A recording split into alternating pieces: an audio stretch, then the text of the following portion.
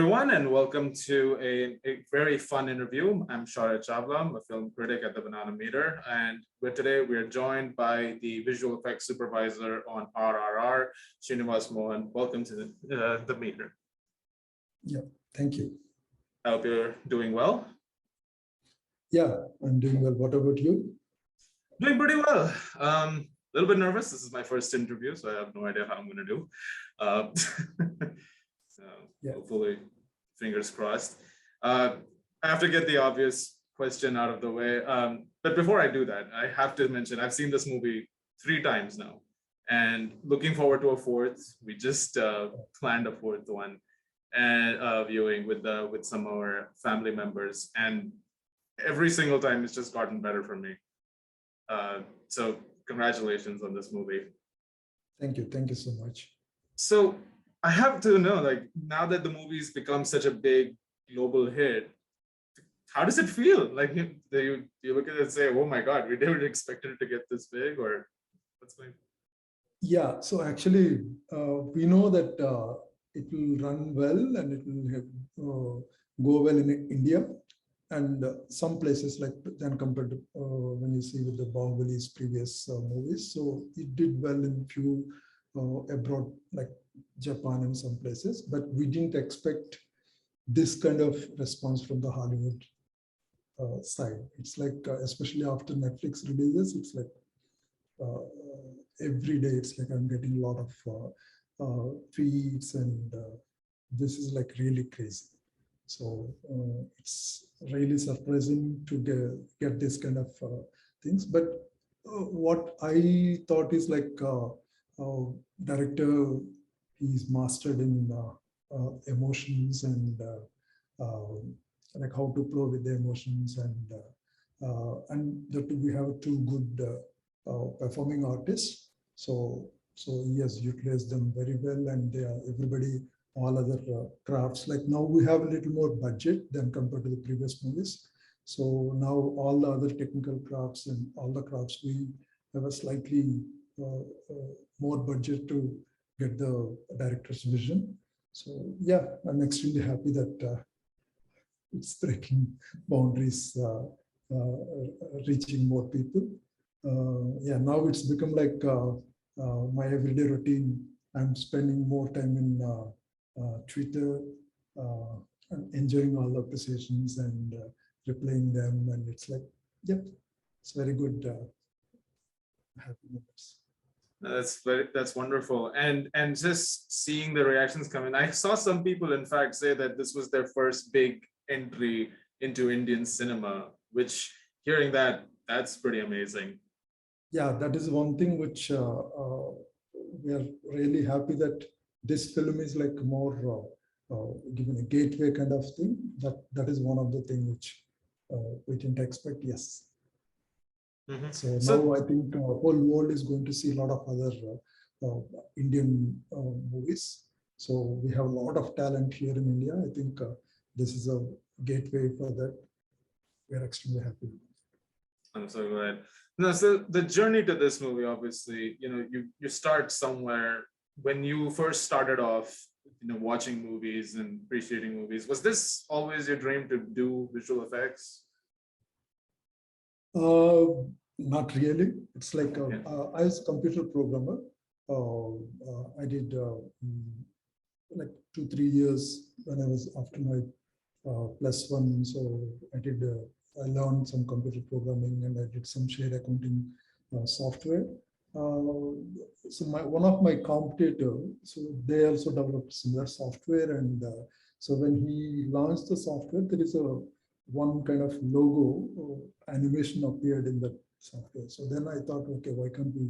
That's very exciting. So I thought of doing for my software. So when it's logo launching, so then I asked him that what is the thing, and so then he told me that there is a software, that animation software. It's called 3D Studio.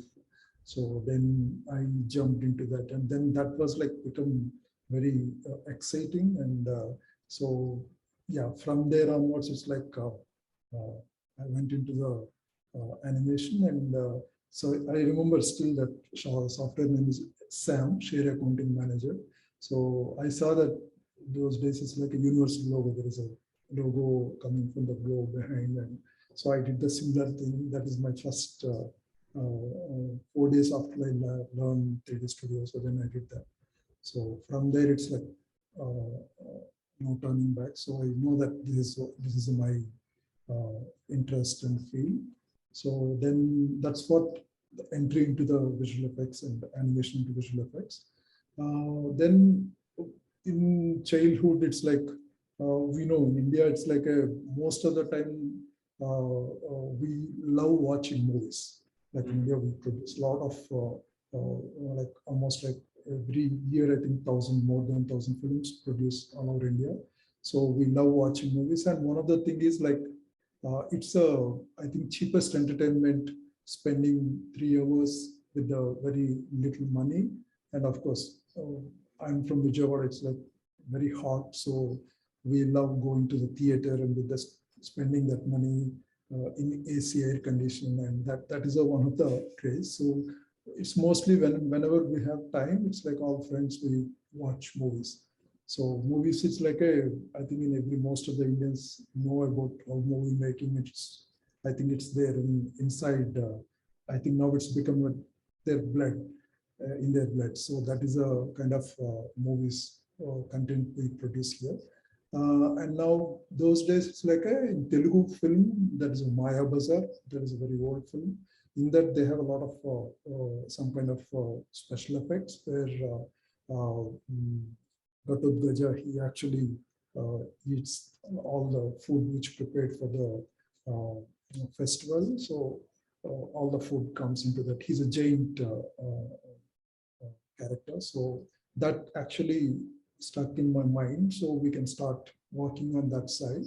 So then after that, when I came to this animation side, so my inspiration is like Abyss, and then Abyss where that water comes in and makes a form. It's water gets the life. So that is one of the nice thing which we can tell something through other forms. And then of course Terminator.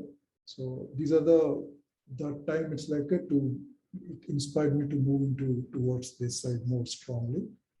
Yeah, that's how my journey started into visual effects. That's fantastic. So when you finally entered this field, one of the movies that you worked on many years ago, about 10, 12 years ago now, was Robot. I happen to say on the end credits. Now, at the time I remember that came out, there were a lot of people talking about the visuals in that movie and how remarkable those were then. So 12 years later, we come to RRR. How would you say your process has transformed in the time since? Yeah, it's very interesting question actually. So in those days, like in 2010, especially in India, we don't have that kind of visual effects industry. Mainly that not because of the lack of talent, mainly because of the budgets. So and then other thing is like here in India, the film culture, the way filmmaking, it's more like an independent filmmaking. It's like everything driven by heroes. So hero will dictate all the entire thing. So very less call for the directors or other technical people. So that's why we see those days it's like before this films, very few films has a technical films. Most of the films are like hero-driven things. So then visual effects obviously it needs a lot of pre-production planning. So that is very tough to do that kind of film culture. So luckily we have a few directors who understand this kind of difficulties and technology and the visual effects process. So that is our director Shankar. So he introduced from his previous films, he introduced a lot of visual effects in his films, and I had luckily I worked with him in his previous 3 films. And this time when he narrated the story, 2010, about the robot, that's called Indiran in the Tamil. Right. So So that one, it's like a shoes. It's like when you narrated 3.5 hour story, it's like I know definitely it's not possible without pre-production. Then I told him like we need to have a lot of pre-production time. It's like almost like at least 1 year time for us to just prepare this film. So that they are not used to. So then I introduced the pre-visualization process. So then we worked a lot of sequences in the previous in 3D in the pre-visualization, and then we lock even the editing, and we know exactly what we are going to shoot. So that's how the process started. And then for the execution time, then I realized that which I am working in the studio, that Indian artist, so my studio, so that we cannot do this entire visual effects. Then that's where I thought it's like we need to collaborate with abroad talent. So then I informed director, so I need to go and visit all the studios, and most of the important studios in abroad. So then I think me and his assistant director, so we both went to LA and we visited all the big studios, like including ILM. So then, yeah, that's how I got to know what is actually happening about the outside visual effects environment. Because in India, we don't have that transition from the optical, whoever they worked in the optical side, they didn't come to the visual effects. So they were like stuck, and we don't have a transition. We all are come from the computer software background. So we don't know the actual process of the visual effects from the optical side. So when I went to LA, then I visited all the studios, and then I understand what is the process. And then we got to know a lot of practical effects can be used. That is where that animatronics we brought. And so I went to Stan Winston studio, that is now called as Legacy Effects. So I spoke to them, and so now that time, if you see in the robo, we brought a lot of animatronics into that. So that is one of the nice process I was able to bring into that. And then we have a lot of budget limitation. You know that we have to compete with the Hollywood, all the films which has a highest budget. And for us in India, it's like budgets are very, very less. Then I think maybe 10% of what the budget, or 20%. But we need to, all the audience expects that the same quality of the Hollywood. 100%. So right. That is one of the major challenge for me, because I play both roles, visual effects supervisor role and visual effects producer role. Because right. Here we can't divide both like how we have in abroad, especially in Hollywood. That's why we work more like an independent film. Right. Then one of the thing which in the robot, I told that we need to adopt some techniques to reduce the budget. So which is like we cannot create CG hair. So the main end villain character, the robot Chitti, so you should have a small hair. So then I don't need to, there is no movement in that. So I can actually make it as an object. Like we don't need to really create a hair. And similarly, no flowing clothes. So if you see in the robot, so he will wear actually a pant and shirt. So it's not like no moving. So he removes that flowing cloth. And then even always he has to wear glasses, sunshades, because we cannot create eye. So these are the three important things which I insisted that director Srinivas that it will reduce the almost 50% of the budget. So then he understands that, and then he agrees that. So in the script level, in the designing level, we made these changes. So that's how we were able to compete with the Hollywood quality here. But still, it's like a lot of, we cannot, because it's like that time, those right. days, we don't have the budgets. Yeah, from there, it's like slowly, a lot of things have improved. Now, much better. Like now, the things are like,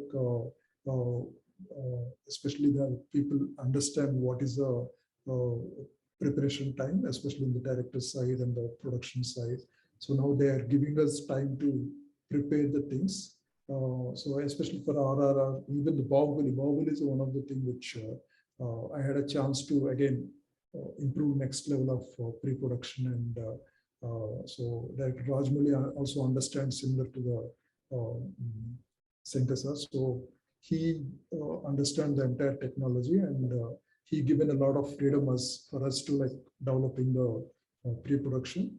And then that's where the things are come forward. And now it's like a almost we are almost equal to the as a working style wise, we are almost equal to the Hollywood process. Of course, we have to do a lot of multitasking, like I mentioned. So I'm doing both roles, and even director, and even a lot of other things that they have to do multitasking.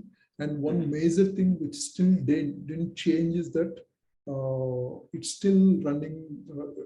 It's not the studio based. It's a still independent film making. It's all driven by director or artist based. So now here it's advantages with the director is driving the entire thing. So mostly, I guess producers are not only this film. It's a lot of other films also. Producers are more like investors. But very few producers like Bahubali, we have a very good producer, Sobhu. So he's like, he understands the, he behave like more like a producer. So he involves in the process. So like that, so that helps us to give us a lot of advantage. Or else we need to work day and night to just, apart from the creativity, we need to work a lot of other things. So that in abroad, I think director, they have a clear role where they don't need to work. They need to work only on the actual performance side. Here, we have to work. What is the next shot? How to do? What is the schedule? Everything director has to take a call. So he has to involve in every part. So I guess if any Indian technical person or director or any film craft person, if you go to abroad, he will be like, happily, he don't need to do any other work. He can only concentrate on the small thing. In the same way, if somebody comes from the abroad, they cannot survive here because it's like they have to understand this entire culture. Yeah, and then now even though now we are struggling here, but we are able to reach with a lot of other technologies and new things which we are working on. If you see in RRR, the budget what we have is like especially for the film VFX, we have only around 7% of the entire film. It's like a 4.5 million. Wow. That is the only budget I got, even though we have India's biggest budget. So I have to do all this thing in that budget. So that is one of the biggest challenge. Apart from the creativity, I have to do all the other things to manage this. I see. But I have to imagine you must have had a little extra time, mostly because, thanks to the delays that happened, to maybe tweak some effects here and there to make sure it's as perfect as possible. I noticed you said somewhere that you wanted to also work on making them as invisible as possible and seamless. And so take us through that. Like, how long did it take to be like, okay, this is it. This is good to go now. Yeah, so that is one of the, like if you see from my previous films, I'm trying to do this invisible thing. Obviously, we want to do for every film. So, but as I mentioned, that it takes a lot of, it's not one person job. It takes a lot of entire culture, entire filmmaking thing to bring into that. So slowly that we started from the, even in Bollywood, they also started similar thing. Like I think what is it, Ravan and Krish, and they also started from there. And parallelly here we did the Robo and other things. Now Bahubali. So in Bahubali we were able to adopt a lot of pre-production process, and director also very comfortable with that. And then after that, now Bahubali. Now I have a good opportunity to work with him again in this RRR. With Rajmouli sir. So then we were very clear from the beginning, this film wants to be like more emotional film, because when he narrated again 3 hours movie, so Rajmouli sir mentioned that this film is like a more emotional movie, not any, we should not see any craft in it. It's like I always, because the entire movie is like showing these two artists like Beam and Ram, their emotions, and they are like they are like heroes, and they are like a heroine or villain, and they fight each other. So that kind of film. So I want to see only them. So we don't want to see any of that. But obviously he tries to add a lot of action. That is one of his director's main core thing. So we try to add a lot of invisible means, like try to do maximum in the highest level. We had a little bit budget than compared to previous one, as I mentioned earlier. And this time also we added a lot of miniature and some effects. The process is like after director approves the shot in the Avid, like in the editing. So then after that he moves into the next one. So then from my job is like from there, how to get that into the in the technical side, how much we can able to blend into the film, like all the technical aspects. And even in the some of the things, if you see in India, it's like we do a lot of exaggeration for the actions. So, but those all are not believable concepts. But we in VFX we need to make them believable. Of course, we have a characterization supports that, but still we want to make it more believable. So that is one of the toughest challenge, because physics, we need to bend the physics to, most of the time when I'm working with the actual physics, it never works. So we always do an manual animation to bend those physics to get that exaggerated ideas into the flow. So that is where it takes time. So luckily in this film, we planned earlier, like in shooting also we did earlier. So a lot of iterations. We did a lot of iterations to get that invisible feel. So, and then, yeah, so, and then all the other crafts, like other DOP side and DI, and everywhere they understand the overall workflow. So I created some new workflow that is which goes smoothly, and we have a lot of shot management softwares like Shotgun, and so this time I used extensively that. So it has helped us to manage with the team properly. So yeah, all these things helped us to get that invisible feel. So main thing is the time. So, and then understanding the all the other crew, they understand the VFX very well because of the experience and because of the requirements. Now that as we are able to make as close as possible. Of course, still some things we are not able to do it, but still we are much far better than all our previous films. Which actually leads into my next question, which was, when you think about all of those elements coming together, so see when you're handling the character design, emotions of the film, and you're working along with that, and everyone's coming together, what would you say while working on this movie? Because there's a lot of big scenes like that, which involve all of those aspects coming together, that you thought this is the most challenging one. Was there any such scene? Yeah, so the one good thing is here, since we did a lot of pre-production. So in pre-production time itself, we know clearly what is not working and what is working. So when we are executing, most of the time we are very clear.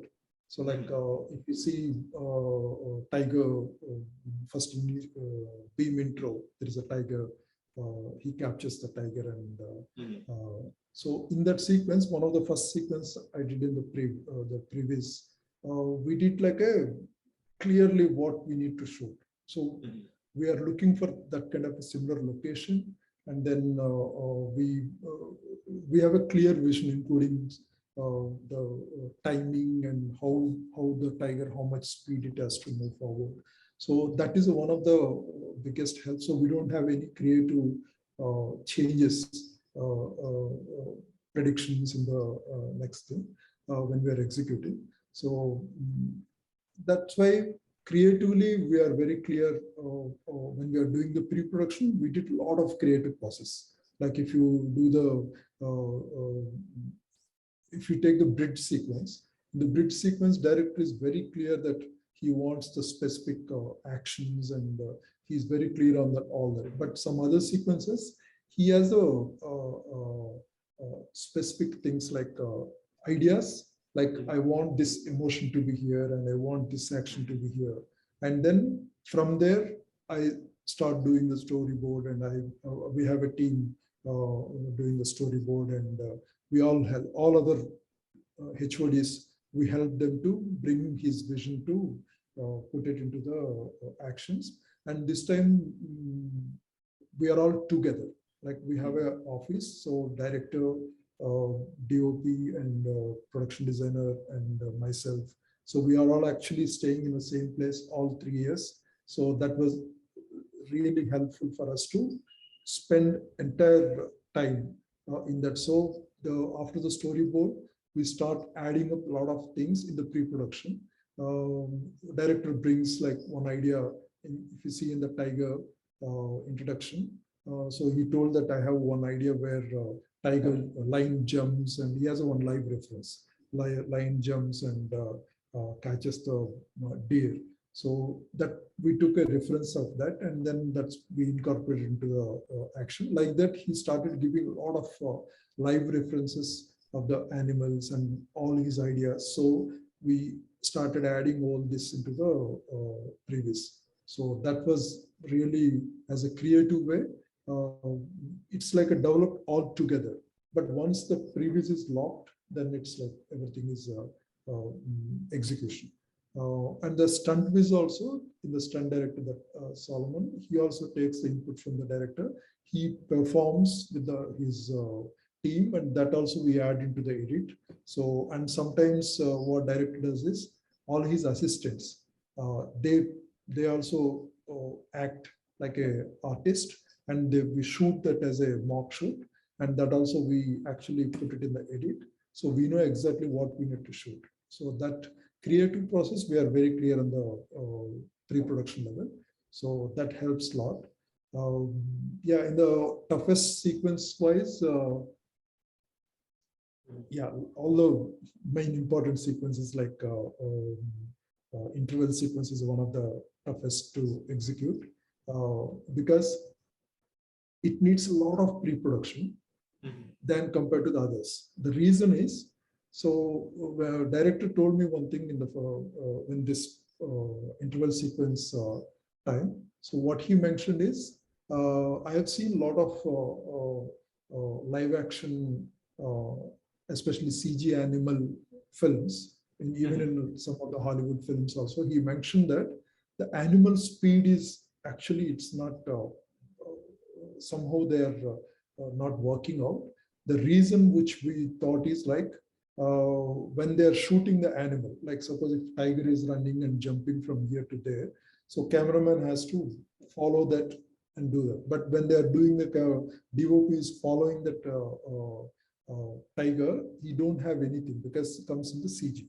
So he has to imagine how much speed it is jumping.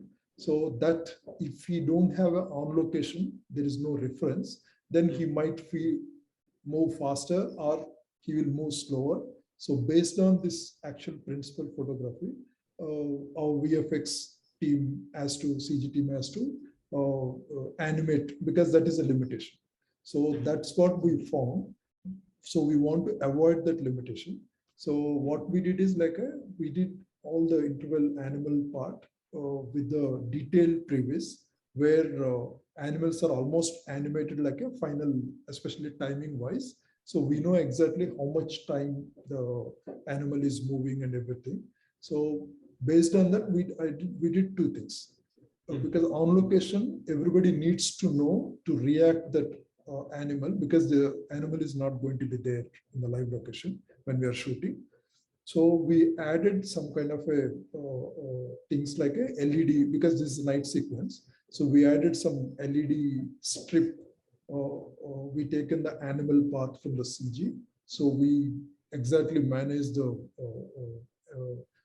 place that strip in the similar animal movement path, especially in the head place. So then when director says action, so we play the program to play that LED strip program. So then that strip starts moving based on the animation which we did. So then everybody knows, like even DOP knows that he follows that strip. So all other actors also knows that that LED is the animal. So based on that, everybody reacts. So that is one of the nice technique which we developed. That is what director mentioned us. So we need to use this technique. So then we all supported and we got that. And for me, I added one more thing, like there is a simulcam, which is very popular in Hollywood. So where the animation actually combines with the live, and in DOP can see the animation while he's shooting.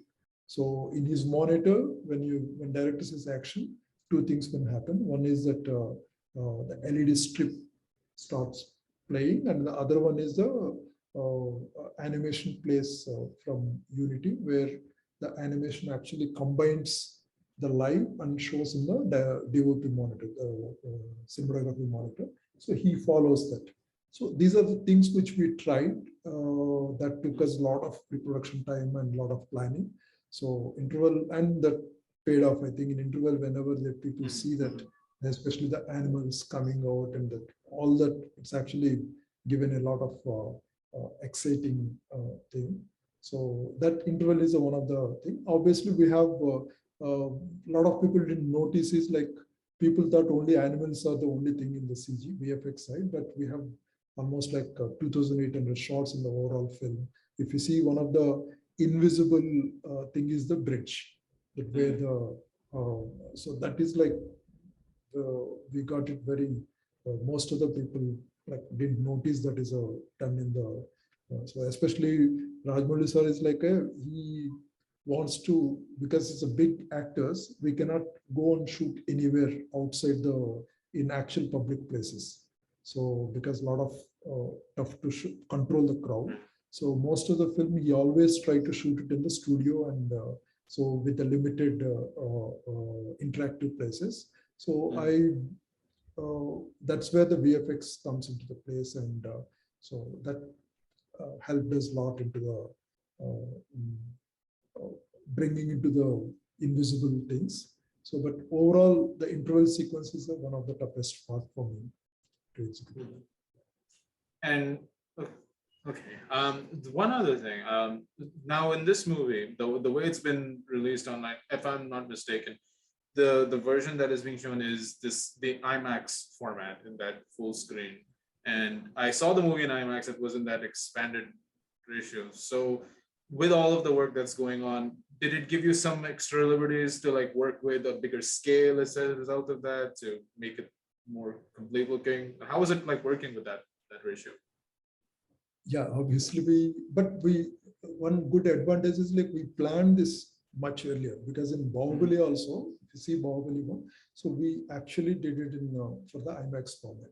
So from that time, all our crew, like this crew, especially Tribunal crew, is the same like a Bahubali. Bahubali 1, the beginning which we did. So same DOP, same production designers, so myself, and so all are, so we know exactly the experience which we had in the Bahubali 1. So same thing we brought it here. So we now with the much improved thing. So we don't need to reinvent anything. Yeah. So that IMAX we worked with the extra thing. For VFX, it's actually a lot of extra work, because we need to work in the more frame and more higher resolution.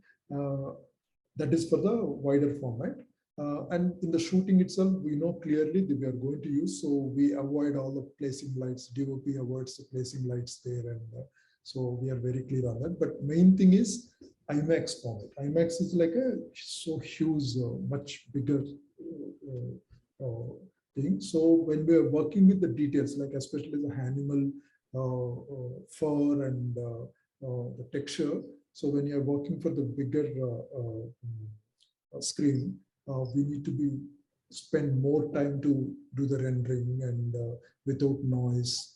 So all these things, like I need to be very careful to avoid those things, because and then especially in our Indian films, it's like we like to do a lot of slow motion.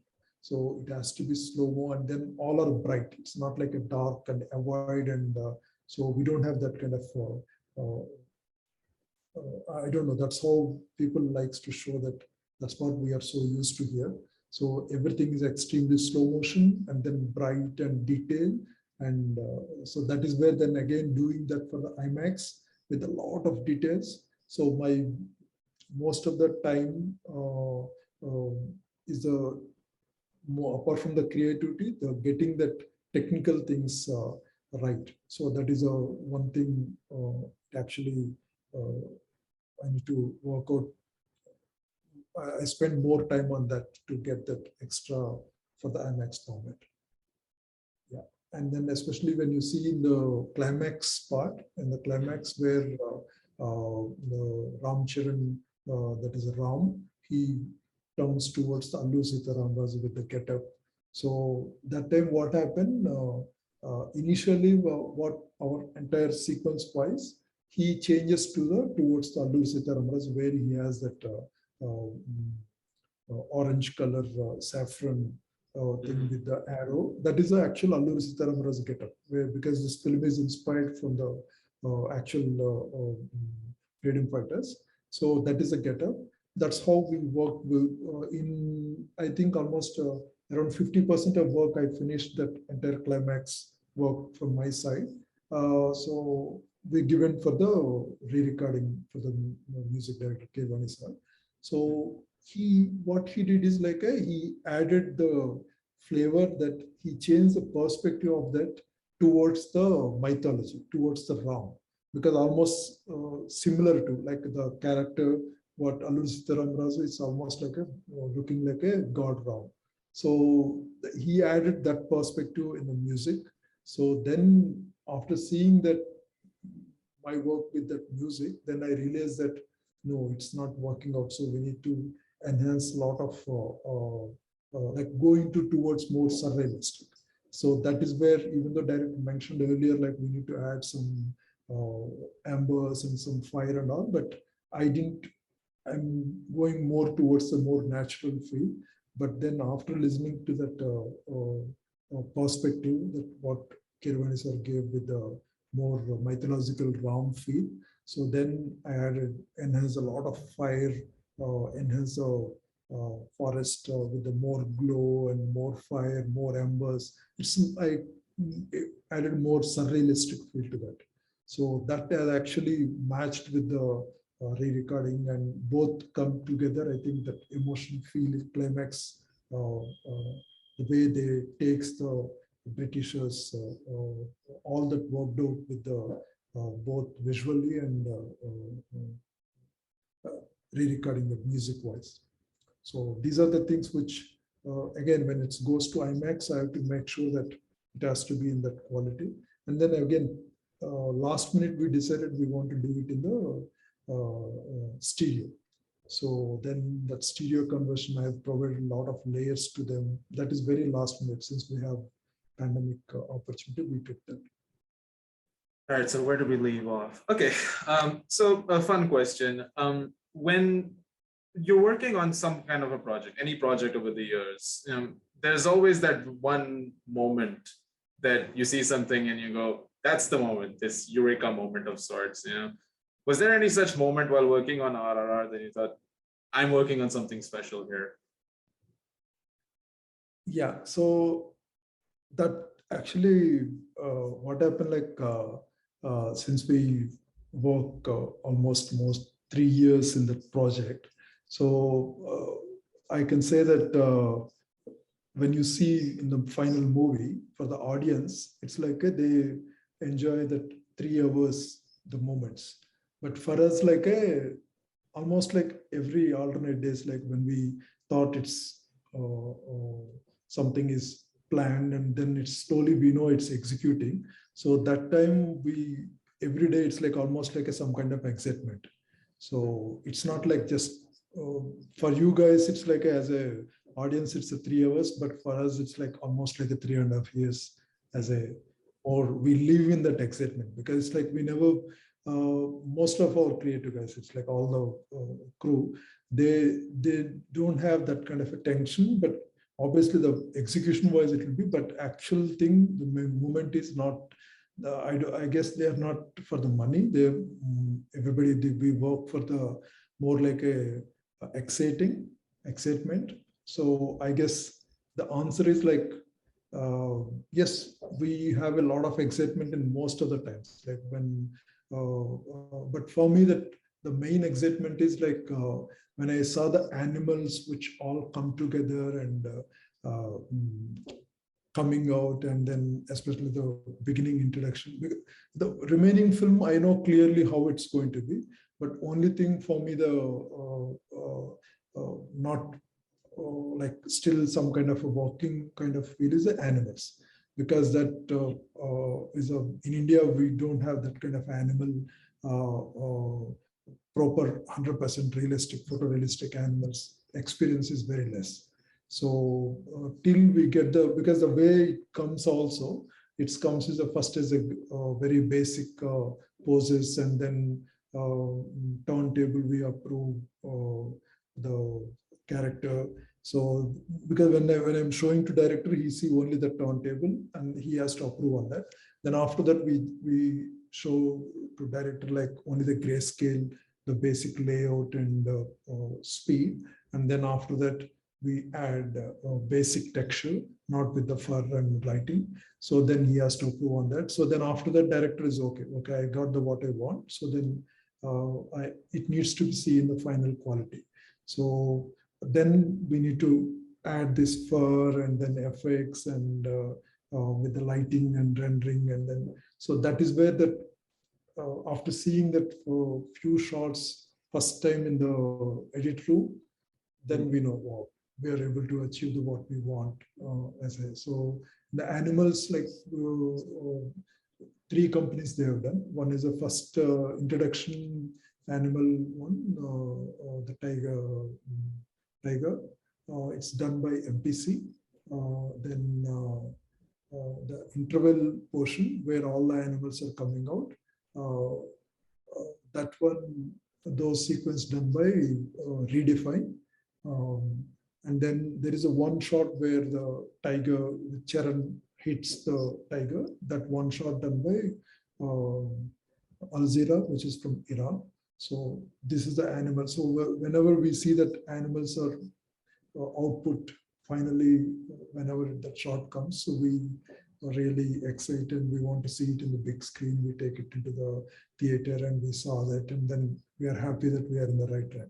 Because remaining all other things, we know how it's going to be, but especially the climax again, that with the fire and that forest look and that ram and being that entire that portion, again we excited to see we excited when we saw in the final. So actually this director's flow is like he told us like every 15 minutes the audience has to be like they want to come into the edge of the seat. That's how he designed that entire film. So if you see in that first introduction, second Charan introduction, then Tarak introduction, and then again interval, the Triple R logo reveal with the bridge sequence, and then interval sequence, and then again Kumran Bimbo song. So and then again final climax. All this, it's like he designed such a way that audience has to come to that edge in every 15-20 minutes. So whenever we see these movements in a final film, we also like, especially I was like watching this film almost like 12 times. I saw that in all different formats before release the film. Even that time I was like, I get the goosebumps whenever I saw that. So that kind of things we enjoyed when we are making the film. Mm-hmm. While we've been talking, I've actually been wondering about one very early scene in the movie, which is the police scene where Ram is trying to get this one person in the crowd. I'm assuming there was a lot of practical stuff involved in that with real extras, but was there special effects work involved in that? Yeah, so there is a not much, but especially the crowd. Obviously, we cannot in live location they can't bring so much crowd. So we added a lot of crowd, CG crowd, especially in the wider shots. And then some places we added the CG, the police station, the thing. Apart from that, we added a lot of dust and to get that intense feel, and then some kind of a race, and then fire a little bit in between, and it's more like a enhancement. It's a very, it's a most of the thing is a live show. That is what the it's a live crowd. So actually, we send Charan into the crowd, and so everything is dust. So we don't know until he comes out. So we don't know how whether he's okay or not.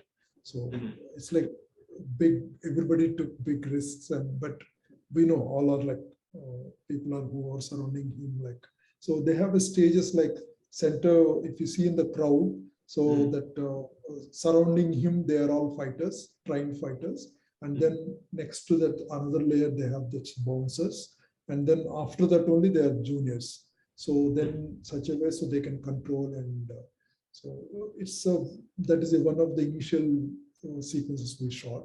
So all the crew also, like when we see in the top angle visual where everybody is falling on that. So it's very interesting that those are live. So the CG portion in that particular sequence is like a some set extensions and crowd, but most of the things are live. Okay. And one other thing that came up, which is about working with animatronics and stuff like that earlier on in the years prior. Was there ever a point with animals? I feel like if I've missed that, forgive me. But was there any point with the animals in this where any kind of shot involving an animatronic effect was there, or is it all CGI? All CGI. So all CGI. For references, yeah, for references we have some dummies just to do that. So for the initial beam introduction, we have that blue soft toy to for the holding and that one. Then when interval sequences, somewhere we have interaction. So we have for the references we use, but no animatronics in the animals at all. Oh, okay. One thing. Sorry. So I just want to mention add one thing. So when we're shooting in the interval sequence, so apart from that LED technique which I mentioned, so we use a lot of other techniques like the animatronics, not animatronics, that RC cars, radio control cars. So we use the radio control cars to like move like animals. So then people react based on that. So then we replace the move, and then we actually, in fact, one live dog, also trained dog. So we left with the ball throwing, so that moves very fast. People, so these are the top techniques we used to get the actors performing well for the animal reactions. Kind of understand the chaos of the scene. Yeah. That's perfectly fair. So one other thing about formatting, I mean, we talked about the IMAX and all. This was also, there was apparently Dolby Vision and Atmos used and all that. Was that used in Bahubali as well, or is that something new that you worked with? Yeah, so here two things, like Dolby Vision is there in previous also, like especially when it comes to OTTs, they use that Dolby Vision side. But this is, I think, in Bahubali, they don't have the Dolby Vision thing. But in RRR, apart from the Dolby Vision, we have a Dolby Cinema. So there is called Dolby Cinema, where actually there is a special theaters the Dolby has designed. It has a higher luminance, which is a brighter and more contrast. And I saw last time when I came to LA for the NAV, so I saw the Dolby Vision, actual Dolby theater. I went their lab and I saw that. So when you switch off the lights, you won't see anything. It's like no screen, nothing. It's like a full pitch black. And when you projection is on, it's like a too bright and it's like so much contrast it's a crystal clear thing. So in this particular thriller, even though we had that time COVID situation, our DOP, Sendil Kumar, so he took a risk. So he went into he went to Germany to do the Dolby Vision, Dolby Cinema grading, because we need to do special grade for that. So we don't have a projection facilities here. In fact, in India, we don't have Dolby Cinema theaters at all, but still a lot of requirement from the foreign distributors. So he took a chance and he went there, and they did he and the Annapurna Studios, CV Rao. So they went, they did the Dolby Vision, Dolby Cinema grading there. So that is actually, that is the ultimate thing which we should see. The final quality wise. If you have the order wise, if you see, we can first you can see in the Dolby Cinema or else next IMAX. And it's almost like both has a different thing. And then after that, we have stereo, the 3D glasses. And then after that, we have normal full format and then normal score format. So these are the formats which we released. And oh, that's fantastic. And I would have liked to have seen this in Dolby Cinema, but IMAX did the trick very well. Great sound and visuals. And with that, I feel like now people are seeing this movie. They're seeing, you know, the kind of breakthroughs that have been made. Going forward, like, what do you see for like people who are joining the field? Like, what advice can you give them in terms of what they can do? It's like what I see is that, especially in India, a lot of people, as I mentioned earlier, a lot of visual effects artists, they came from the not art background. They are from the more into the tools learning background.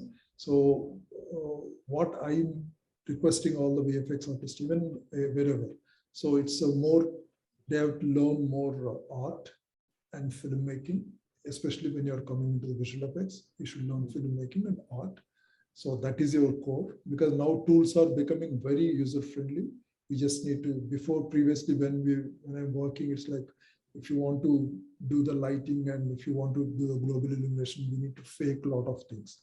Now it's like just put one sun, so you will get all the bouncing light and everything is like automatically it's come. So you don't need to much worry about the tools. Of course, you should know the tools.